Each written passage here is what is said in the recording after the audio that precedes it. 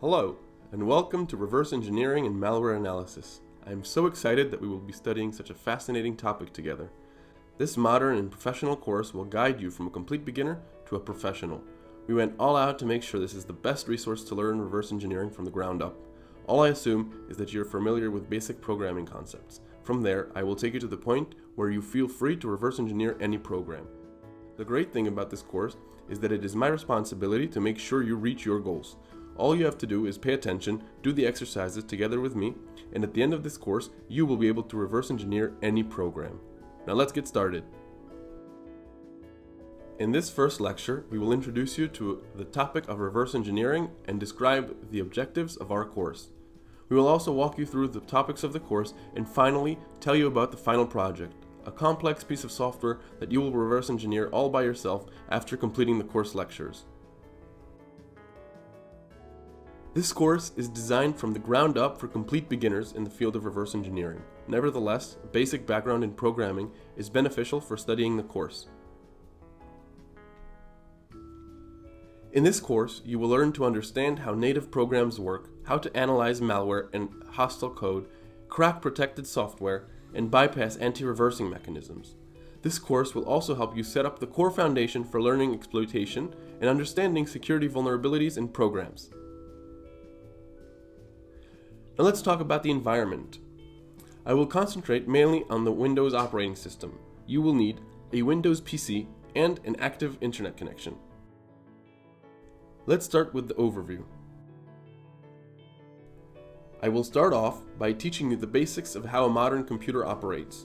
Then I'll walk you through the concepts of memory, CPU, and I/O or input-output devices.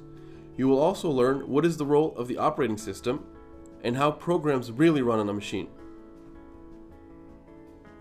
In this chapter, you will learn the basics of the x86 assembly language. The assembly language is the language that the computer CPU understands, and any program written in any other language will finally be converted to assembly before execution.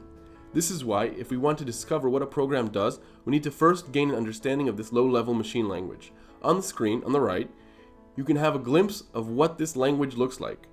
For example, you can see the MOV instruction moves values in memory, while the CMP compares values. We will go into this in much more detail very soon. There are numerous ways to analyze a program without actually running it. This is called static analysis. For example, one of the most common static analysis techniques is to inspect the strings that are found inside the binary file. On the screen, you can see an example of how I search for the password inside a program binary file using a very simple command line. In this chapter, you will master the tools and techniques of static analysis. There are plenty of ways to analyze the behavior of a program while it is running without actually reading its assembly code.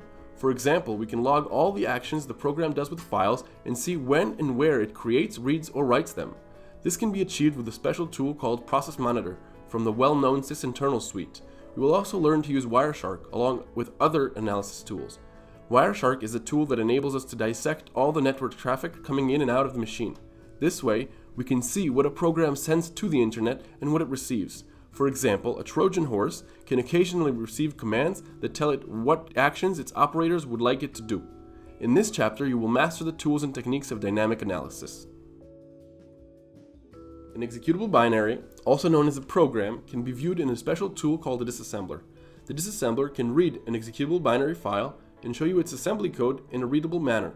This code can also be stylized and arranged in graph form to further enhance readability, as you can see in this example.